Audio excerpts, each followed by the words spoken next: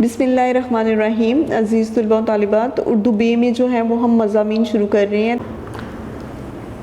جی class, تو آج جو ہے وہ ہم لوگ پڑھیں گے مضمون محنت کی برکتیں۔ تو محنت کی برکتیں جو ہیں اس کی شروع کرتے ہیں پڑھائی، ساتھ ساتھ جو اس کے جو الفاظ ہیں وہ اس کو ہائی لائٹ کر کے میں آپ کو معنی بھی سمجھاتی جاؤں گی۔ مشقت کی ذلت جنہوں نے اٹھائی، جہاں میں ملی ان کو آخر بڑھائی۔ مشقت کی یعنی کہ دن رات محنت اور مشقت جو ہے وہ جو لوگ اٹھاتے ہیں، اصل میں وہی لوگ جو ہے انہی کو بڑائی ملتی ہے اور وہی کامیاب ہوتے ہیں۔ اس کے ایک پہلے جو ہیں وہ اس کے ٹاپک کی طرف آتے ہیں، محنت کی عظمت۔ لڑک پن میں ہر ایک نوجوان کی طرح ہمیں بھی پرانی داستانیں پڑھنے کا شوق تھا۔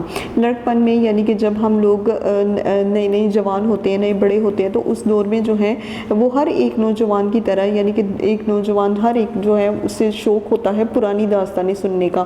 تو اسی طرح ہمیں بھی جو ہے وہ پرانی داستانیں سننے کا بہت شوق ہے۔ ایک سبز پوش بزرگ ہیرو کو اسم اعظم سکھایا کرتے تھے۔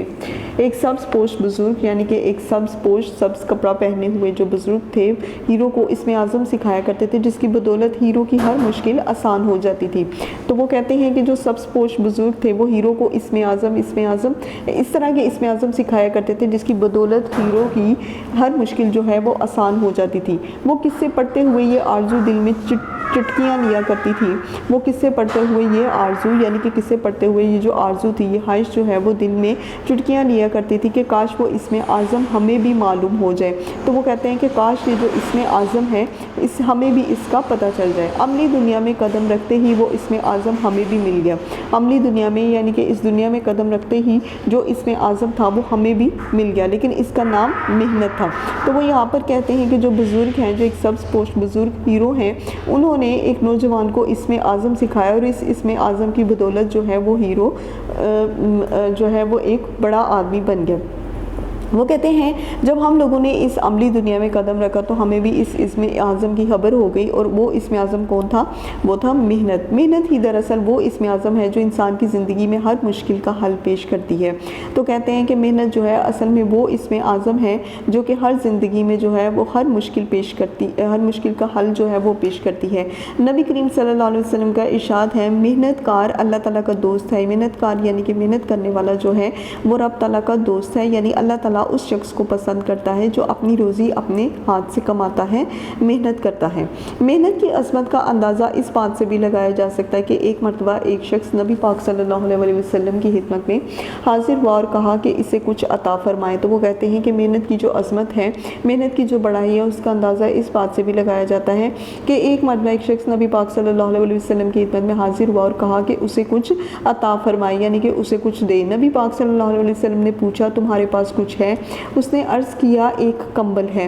تو نبی پاک صلی اللہ علیہ وسلم نے کہا کہ تمہارے پاس کچھ ہے؟ تو اس نے کہا کہ جی میرے پاس ایک کمبل ہے۔ حضور صلی اللہ علیہ وسلم نے فرمایا اسے بیچ کر ایک رسی اور کلہاڑا لے آؤ۔ نبی پاک صلی اللہ علیہ وسلم نے فرمایا تم اس کمبل کو بیچو اور ایک رسی اور کلہاڑا لے کر آؤ۔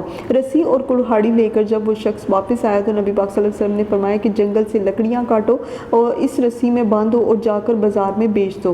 تو نبی پاک صلی اللہ علیہ وسلم نے جب اسے یہ کہا کہ تم جو ہے وہ اسے بیچ کر جو ہے وہ رسی اور کلہاڑی لے کر آؤ، رسی اور کلہاڑی لے کر لانے کے بعد جو ہے نبی پاک صلی اللہ علیہ وسلم نے فرمایا کہ اب تم ایسا کرو کہ جنگل سے کچھ لکڑیاں جو ہیں انہیں کاٹو، اس رسی سے اسے باندھو اور جا کر انہیں بازار میں بیچ دیا کرو، پھر کچھ دنوں کے بعد میرے پاس آنا۔ اور پھر اس کے کچھ دنوں کے بعد جو ہے وہ میرے پاس تشریف لے آنا۔ کچھ دن کے بعد وہ شخص دوبارہ حضور صلی اللہ علیہ وسلم کی خدمت میں حاضر ہوا اور کہنے لگا حضور صلی اللہ علیہ وسلم نے مجھے بہت اچھا راستہ دکھایا۔ پھر اس نے کہا کہ نبی پاک صلی اللہ علیہ وسلم نے مجھے ایک بہترین راستہ دکھایا، بھیک مانگنے کے بجائے اپنے پاس اپنی محنت کے سبب بہت سے روپے جمع ہو گئے ہیں۔ تو وہ کہتا ہے کہ بھیک مانگنے کے بجائے یعنی کہ دوسروں کے آگے مانگنے کے بجائے میرے پاس جو ہے وہ میری محنت کی وجہ سے بہت زیادہ پیسے جمع ہو گئے ہوئے ہیں۔ سچ ہے کہ محنت میں عظمت ہے اور برکت ہے۔ اسلام سے پہلے سردار، حاکم اور بڑے بزرگ لوگ اپنے ہاتھ سے کام کرنے کو آرٹ سمجھتے تھے۔ کہتے ہیں اسلام سے پہلے یعنی کہ جب اسلام جو ہے وہ لوگوں کے ذہنوں میں اس لفظ کی سمجھ نہیں تھی، لوگوں کو اس سے آگاہی نہیں تھی، تو اس سے پہلے جو بڑے بڑے سردار، حاکم اور بڑے لوگ ہوا کرتے تھے وہ اپنے ہاتھ سے کام کرنے کو بڑا آرٹ سمجھتے تھے، یعنی کہ بڑا برا سمجھتے تھے، یہ بڑی برائی مانی جاتی تھی۔ وہ بس حکم چلانا چاہتے تھے، لیکن نبی کریم صلی اللہ علیہ وسلم نے اس قبیح عادت کو ختم کر دیا۔ وہ اگر وہ جانتے تھے تو وہ صرف یہ کہ انہوں نے کچھ غلام اور نوکر رکھے ہوتے تھے اور وہ صرف حکم چلانا جو ہے وہ جانتے تھے۔ انہوں نے اس کبھی عادت کو ختم کیا اور خود اپنے ہاتھوں سے کام کر کے ایک اعلیٰ نمونہ پیش کیا۔ ظاہر ہے رسول صلی اللہ علیہ وسلم کا مرتبہ خدا کے بعد سب سے بڑھ کر ہے، تو وہ کہتے ہیں کہ نبی پاک صلی اللہ علیہ وسلم کا مرتبہ جو ہے وہ اللہ کے بعد سب سے بڑھ کر ہے۔ جب نبی کریم صلی اللہ علیہ وسلم نے کام اور محنت کرنے کو آر نہ سمجھا تو ہم ایسا کیوں سمجھے؟ تو وہ کہتے ہیں کہ جب نبی کریم صلی اللہ علیہ وسلم نے کام کو اور محنت کو برا نہیں سمجھا تو پھر ہم کیوں اس بات کو سمجھیں؟ اب آتے ہیں شیوہ پیغمبری کی طرف۔ تاریخ اسلام سے ظاہر ہوتا ہے کہ انبیاء کرام اپنے کام خود کیا کرتے تھے، تو وہ کہتے ہیں کہ تاریخ اسلام سے یہ بات ظاہر ہوتی ہے کہ انبیاء کرام یعنی کہ نبیوں نے جو ہے وہ اپنے ہاتھوں سے خود کام کیے۔ مثلا حضرت آدم علیہ السلام کھیتی باڑی کرتے تھے، حضرت ادریس علیہ السلام کپڑے سیتے تھے، درزیوں کا کام کرتے تھے، حضرت نوح علیہ السلام نے کشتی بنائی، حضرت ہود علیہ السلام تجارت کرتے تھے، حضرت ابراہیم علیہ السلام کھیتی باڑی کرتے تھے، حضرت یعقوب علیہ السلام، حضرت شعیب علیہ السلام اور حضرت موسیٰ علیہ السلام بھی کاشتکاری کرتے تھے، حضرت داؤد علیہ السلام جو ہے وہ زرہ بناتے تھے۔ زرہ کہتے ہیں لوہے کی جو زنجیریں وغیرہ یا پھر اس طرح کا جو لوہے کی تلواریں وغیرہ ہوتی ہیں، یہ ساری چیزیں وہ بنایا کرتے تھے۔ نبی پاک صلی اللہ علیہ وسلم کی عملی زندگی، حضرت صلی اللہ علیہ وسلم کی عملی زندگی ہمارے لیے مشعل راہ ہے، یعنی کہ ایک بڑی کامیاب راہ ہے، ایک بڑی بہترین راہ ہے۔ وہ محنت کی عظیم پیکٹ تھے، یعنی کہ اگر آپ نے کوئی نمونہ دیکھنا ہے، کوئی محنت سے بھرا ہوا ایک انسان دیکھنا ہے کہ جو محنت کرتا ہے اور آپ اسے مثالی طور پر اپنی زندگی میں لاتے ہو تو وہ نبی پاک صلی اللہ علیہ وسلم تھے۔ آپ صلی اللہ علیہ وسلم تبلیغ اسلام اور انسانی فلاح و بہبود کے دوسرے پاکیزہ مقاصد کے لیے شب و روز محنت کرنے کے ساتھ ساتھ اپنے ذاتی کام بھی خود سر انجام دیتے تھے۔ تو وہ کہتے ہیں کہ نبی پاک صلی اللہ علیہ وسلم جو ہیں وہ تبلیغ اسلام کا ایک پاکیزہ مقصد تھا جو اللہ تعالیٰ نے انہیں دیا تھا، تو وہ کہتے ہیں کہ اس کے ساتھ ساتھ اپنے ذاتی کام بھی وہ خود کیا کرتے تھے۔ مثال کے طور پر کپڑوں کو پیوند لگانا، یعنی کہ کپڑے جو ہیں وہ جہاں سے پھٹ جاتے تھے انہیں سیا کرتے تھے اور اپنے جوتے وہ خود مرمت کیا کرتے تھے۔ مسجد نبی کی تعمیر میں آپ صلی اللہ علیہ وسلم نے اپنے صحابہ کرام کا ہاتھ بٹایا۔ اسی طرح غزوہ خندق کے موقع پر خندق کی کھدائی میں کام بھی آپ صلی اللہ علیہ وسلم اپنے صحابہ کے ساتھ برابر کے شریک تھے۔ تو غزوہ خندق کے موقع پر خندق کی کھدائی کے کام میں بھی نبی پاک صلی اللہ علیہ وسلم اپنے صحابہ کرام کے ساتھ برابر کے شامل تھے۔ ہمارے اسلاف کی پاکیزہ زندگی ہے، اسلاف کہتے ہیں ہمارے بزرگ جو ہیں، تو ہمارے بزرگ کی پاکیزہ زندگیوں کے بارے میں اب ہم کرتے ہیں۔ ہمارے اسلاف اپنی زندگیوں میں بھی اپنے کام خود انجام دیتے تھے، یعنی کہ ہمارے جو بزرگ ہیں وہ ہماری اپنی زندگیوں میں جتنے بھی کام تھے وہ خود ہی سر انجام دیتے تھے، دبدبہ رکھنے کے باوجود اپنے فرائض منصبہ کی ادائیگی میں دوسروں کی مدد قبول نہ کرتے تھے۔ دبدبہ رکھنے کے باوجود یعنی کہ روب و دبدبہ کے باوجود وہ اپنے فرائض منصبہ کی ادائیگی میں دوسروں کی مدد کسی صورت قبول نہیں کرتے تھے۔ کسی محتاج کا حال معلوم ہوتا تو اناج کی بوری اپنی کمر پر اٹھا کر پہنچاتے، اگر کسی محتاج کا حال معلوم ہوتا تھا تو اناج کی بوری وہ اپنی کمر پر اٹھاتے اور چھوڑ آتے۔ باہر سے کوئی قافلہ اگر مدینہ میں ٹھہرتا تو اس کی حفاظت کے لیے خود پہرا دیتے، اور اگر کوئی قافلہ جو ہے وہ مدینے میں آ کر ٹھہرتا تھا تو اس کی حفاظت کے لیے وہ خود پہرا دیتے تھے۔ حضرت عمر بن عبدالعزیز کے متعلق یہ واقعہ مشہور ہے کہ ایک رات وہ کچھ سرکاری کاغذات دیکھ رہے تھے کہ کام کرتے کرتے چراغ کا تیل ختم ہو گیا۔ تو وہ کہتے ہیں حضرت عمر بن عبدالعزیز کے بارے میں یہ واقعہ مشہور ہے کہ ایک رات ایسی تھی کہ وہ کچھ سرکاری کاغذات دیکھ رہے تھے، یعنی کہ اس دور کی جو حکومت کے جو کاغذ تھے وہ اس کے بارے میں غور کر رہے تھے کہ کام کرتے کرتے چراغ کا تیل ختم ہو گیا۔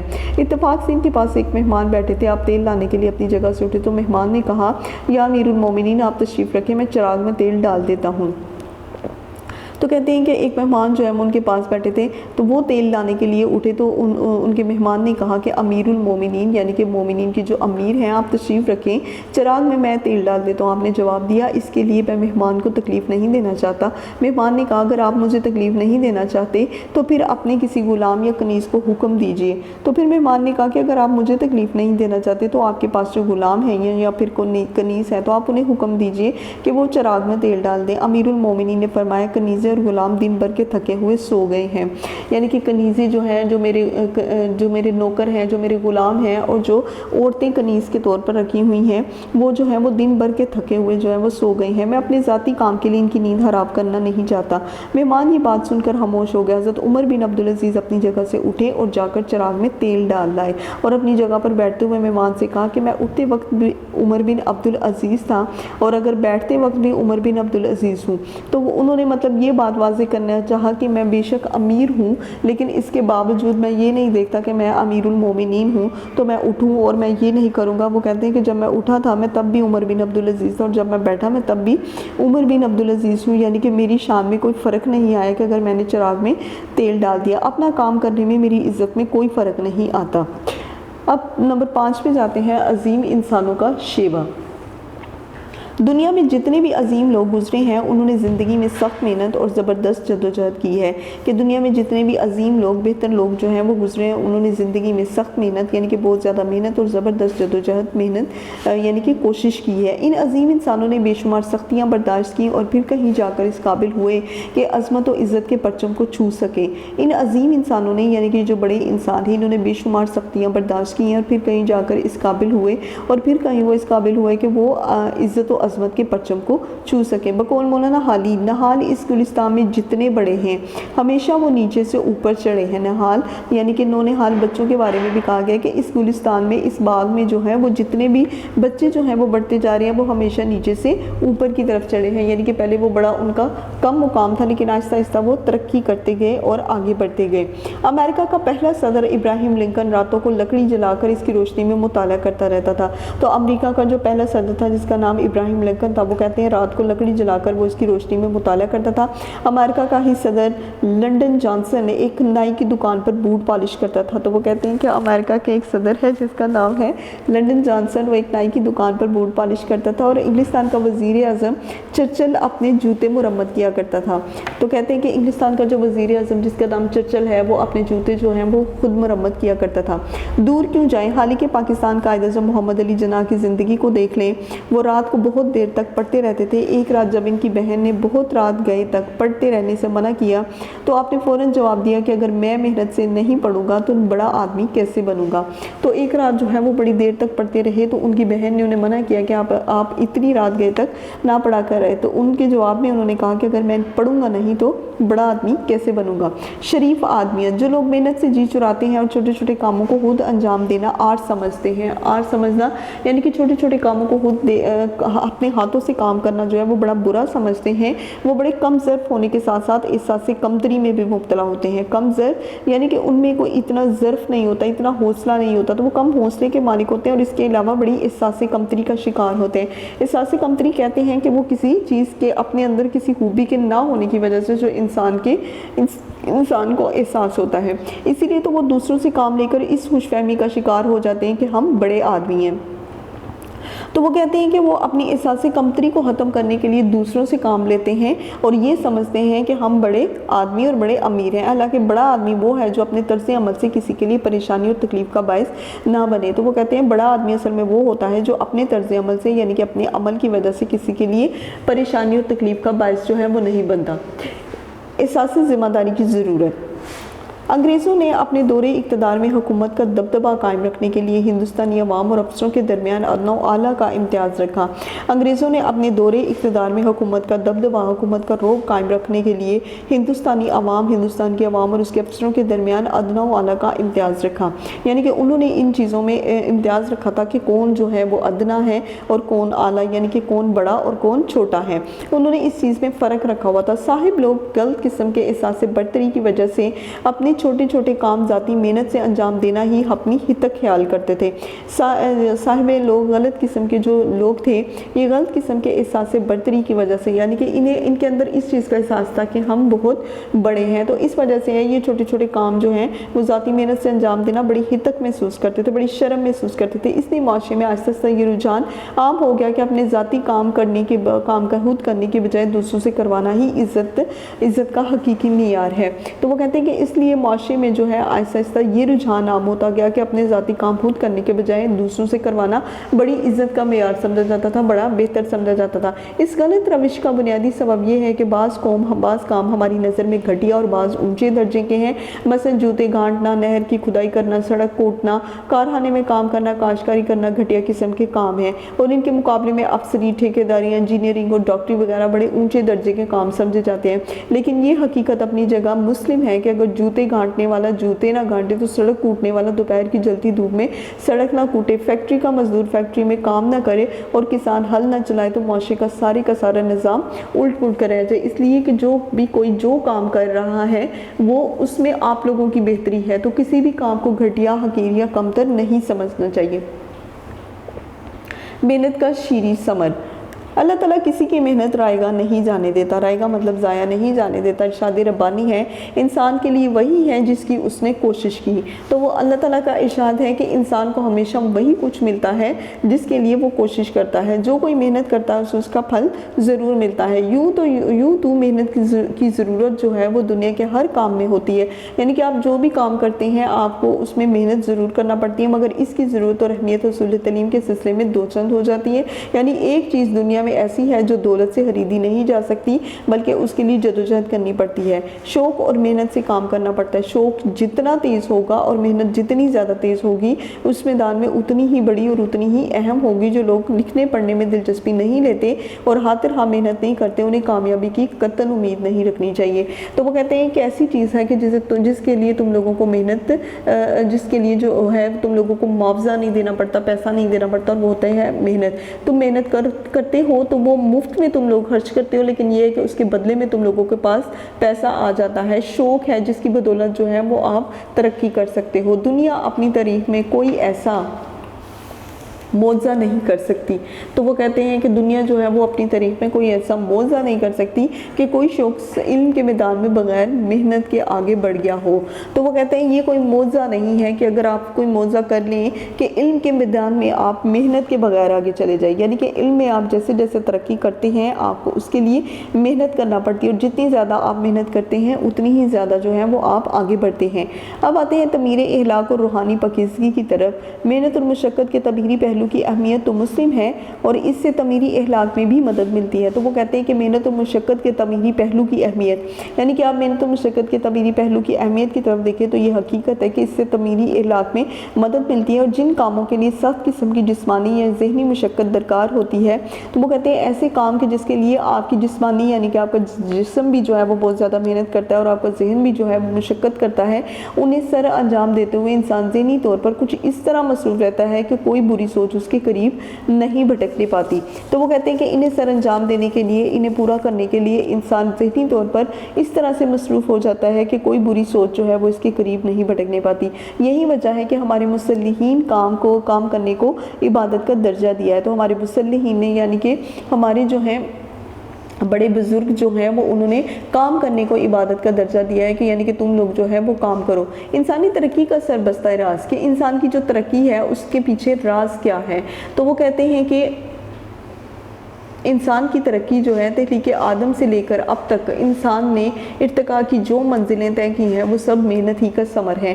تخلیق آدم سے لے کر یعنی کہ آدم کی تخلیق سے لے کر اب تک انسان نے جتنی بھی ترقی کی وہ سب اس بات کی علامت ہے کہ ان لوگوں نے محنت کی۔ اسے جسم و روح کا رشتہ قائم رکھنے کے لیے بڑی مشکلات کا سامنا کرنا پڑا، تو اسے جو ہے وہ جسم و روح کا رشتہ قائم کرنے کے لیے بہت زیادہ مشکلات جو ہیں ان کا سامنا کرنا پڑا۔ اس نے اپنی معاشرتی ضرورتوں کی تکمیل کے لیے سخت سے سخت محنت کی، معاشرتی ضرورت یعنی کہ کھانے پینے کے لیے اسے محنت کرنا پڑی، اور وہ اس نے محنت کی بھی۔ اس نے اپنے عزم آہنی سے کام لے کر پہاڑوں کی جگر چیر دیے۔ اپنے عزم آہنی یعنی کہ اپنے بہترین ارادے جو ہیں، جو اس کے عزم ہیں، ان سے انہوں نے کام لے کر پہاڑوں کی جگر چیر دیے۔ اس کی سخت کوشی اور عرق ریزی نے صحراؤں کو سبززاروں اور خوبصورت شہروں میں تبدیل کر کے خدا کی زمین کو جنت کا نمونہ بنا دیا۔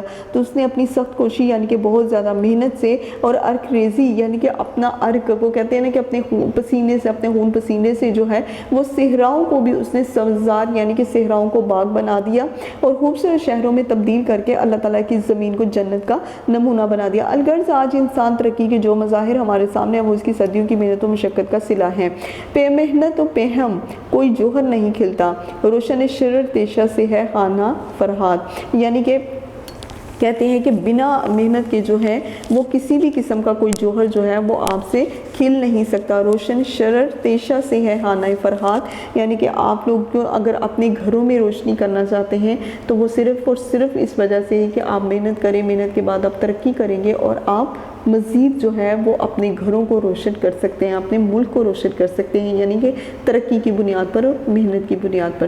جی کلاس تو محنت کی برکتیں جو مضمون ہیں یہ آپ کو کروایا جا چکا ہے، اس کے الفاظ بھی ساتھ ساتھ پڑھائے جا چکے ہیں، اور خاص طور پر آپ انہیں جب کریں گے تو اس کے تلفظ کو مزید جو ہے وہ بہتر کرنے کی کوشش کریں گے۔ اللہ حافظ، فی امان اللہ۔ वीडियो पसंद आई तो लाइक करें, अपनी राय कमेंट करें। ऐसे ही मजीद वीडियोस के लिए हमारा चैनल सब्सक्राइब करें और बेल का आइकन दबाएं ताकि आपको हर वीडियो का नोटिफिकेशन मिलता रहे।